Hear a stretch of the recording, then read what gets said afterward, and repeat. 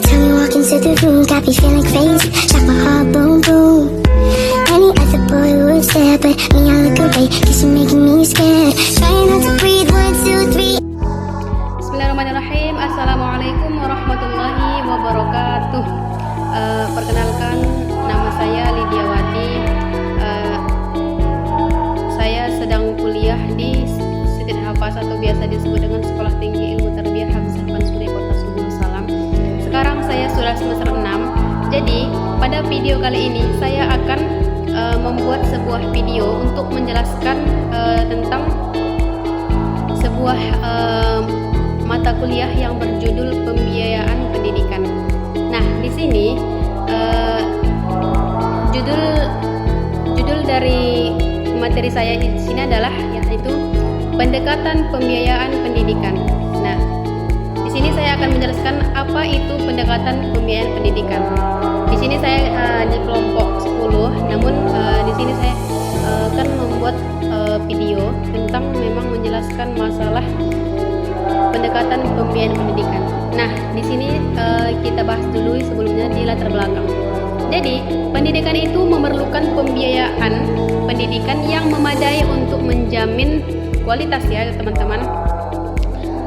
Jadi di sebuah pendidikan itu tidak hanya pendidikan yang begitu saja, namun dalam pendidikan juga membutuhkan suatu pembiayaan.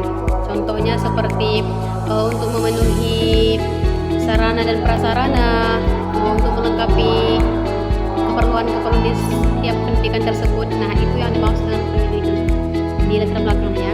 Kemudian di sini saya akan mencakup tentang pengertian dan dasar teori pembiayaan pendidikan. Ya. Kemudian apa saja pendekatan utama dalam pembiayaan pendidikan. Kemudian bagaimana implementasi pendekatan-pendekatan tersebut di negara lain. Dan terakhir, apa dampaknya terhadap kebijakan pendidikan.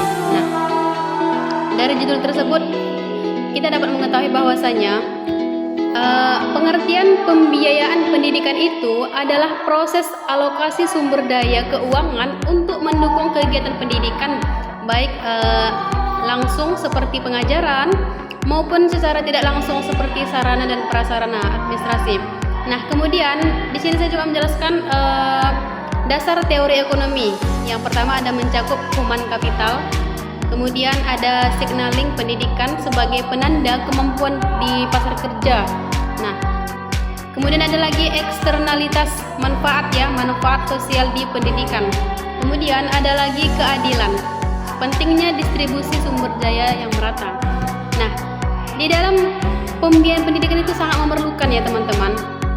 Di sini pendekatan utama dalam pembiayaan pendidikan itu ada beberapa aspek. Yang pertama ada pendekatan berbasis pemerintah. Contohnya seperti dalam sebuah lembaga tersebut dibiayai penuh oleh negara, ya, dibiayai penuh oleh negara. Contohnya seperti dana BOS, PIP, pendidikan dan lain-lain sebagainya. Kemudian ada pendekatan berbasis pasar. Contohnya seperti biaya ditanggung individu atau orang tua. Contohnya seperti sekolah swasta. Nah, di Kota Subul Salam ini sangat banyak ya teman-teman sekolah yang swasta. Contohnya seperti di pesantren ya kan.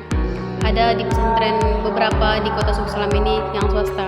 Nah, kemudian ada lagi pendekatan campuran. Contohnya itu bagaimana? Maksudnya kombinasi dana pemerintah dan masyarakat. Kemudian ada pendekatan berbasis masyarakat.